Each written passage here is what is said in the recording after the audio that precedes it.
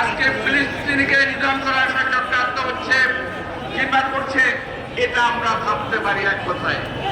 আসলে বিষয়টা কিন্তু তা নয়। ওরা ধীরে ধীরে সারা বিশ্বের মুসলমানকে একসময় নিঃশেষ করে দেওয়ার চেষ্টা করবে।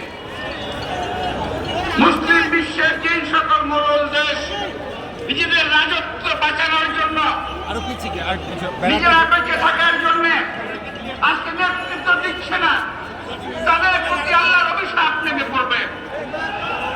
যারা নেতৃত্ব দিলে এই মুসলিম বিশ্বকে নিজের ঐক্যবদ্ধ করতাম, যদি বিশ্ব আজকে শুধুমাত্র চাকরির মাধ্যমে ঐক্যবদ্ধ না হতো, যদি মুসলিম বিশ্ব কার্যকরভাবে ঐক্যবদ্ধ হতো, তাহলে আজকে এই ইহুদিরা, এই ইসরায়েলিরা এই অত্যাচার করতে পারত না।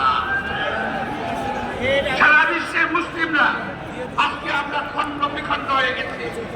আমরা মুখের কথা টুকরে বানিয়ে টুকরে ফুটিয়ে আমরা বলার চেষ্টা করছি ফিলিস্তিনকে বাঁচাও।